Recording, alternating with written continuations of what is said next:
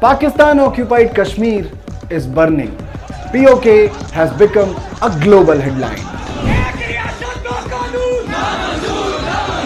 Systemic failure of Pakistan in occupied Kashmir.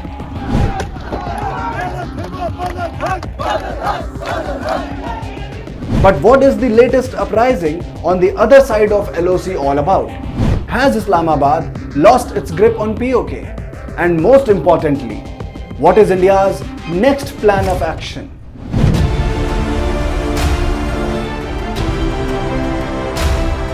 Is Modi government ready to walk the talk on POK? Does BJP have mission POK plan for third term?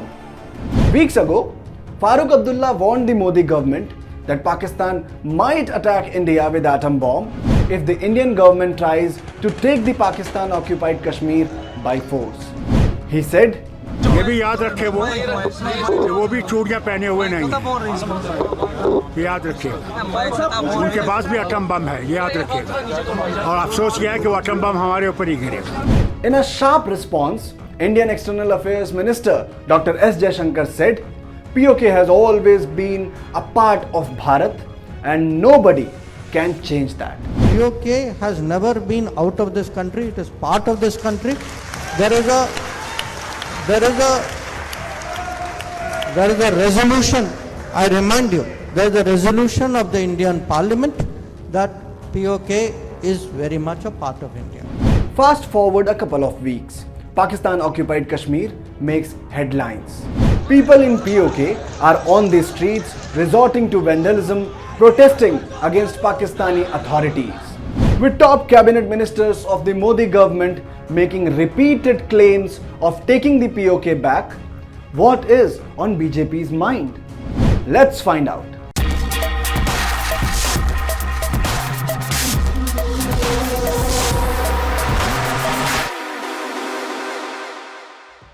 पाक occupy Kashmir का जहां तक सवाल है, ये केवल Bharatiya Janata party नहीं, देश की संसद का कमिटमेंट है कि पाक ऑक्यूपाई कश्मीर भारत का हिस्सा है और इस पर हमारा अधिकार है.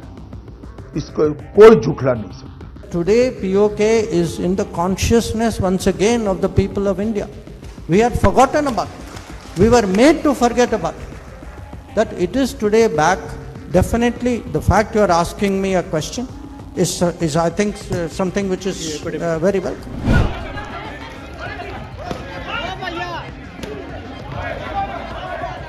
On May 11th, POK witnessed unprecedented violence when hundreds of residents hit the streets in the capital city of Muzaffarabad. The large-scale protests organized by the Jammu Kashmir Joint Awami Action Committee against rising inflation and unjustified taxation turned violent in POK. Protests were held in various parts of POK, including capital Muzaffarabad, Sehansa, Mirpur, etc. The POK government enacted Section 144, resulting in the closure of educational institutions and offices across the region. While the Pakistani government failed to address the issue of economic hardships, what it did try was to suppress the rebellion with an iron fist. Over 100 protesters were injured, and eventually Pakistan Prime Minister Shehbaz Sharif had to give in to the demands of the angry citizens. On May 13th, the Sharif government approved around $82.6 million in order to temporarily halt the violence.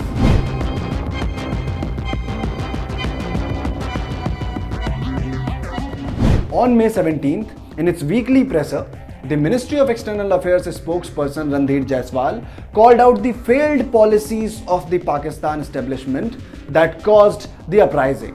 ये विरोध ये परिणाम है वहाँ पर जिस प्रकार की नीतियाँ चल रही हैं, वहाँ के संसाधन को जिस प्रकार से लूटा जा रहा है, वहाँ के लोगों को जितना दूर रखा जा रहा है इन संसाधन से, अपने संसाधन से उनका लाभ नहीं पहुँच रहा है, इस कारण से ये हो रहा है.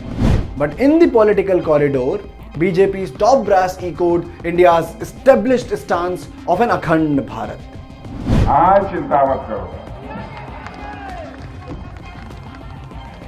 बहन भाइयों, पीओके हमारा था, पीओके हमारा है, पीओके हमारा रहेगा. अभी 7 दिन से कश्मीर से पिक्चर आ रहा है, पाक ऑक्युपाइड कश्मीर से हर दिन वहां एजिटेशन हो रहा है और लोग भारत का तिरंगा पताका हाथ में लेके हर दिन आंदोलन कर रहे हैं पाकिस्तान का खिलाफ। वो देख के मेरा ये भी लगता है कि वो शुरुआत है। मोदी जी को 400 सीट मिलेगा तो पाक ऑक्युपाइड कश्मीर भी भारत का ही हो जाएगा। शुरुआत आगाज हो चुका है, उसका भी आगाज हो चुका है।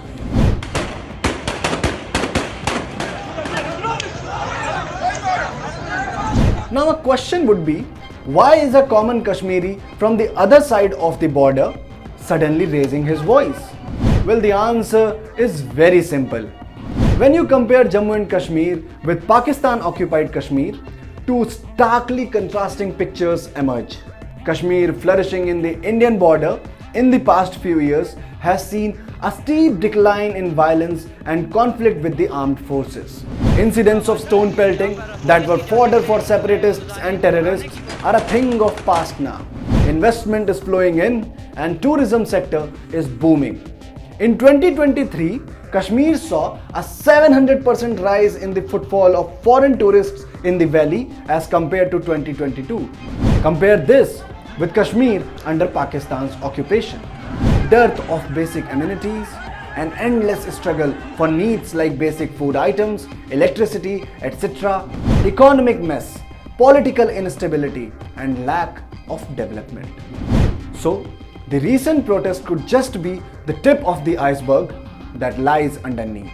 Any proud Kashmiri would naturally want to free himself from the Pakistani shackles. So now, will Akhand Bharat remain a slogan? Or will India script history in BJP's third term and make Bharat Akhand again?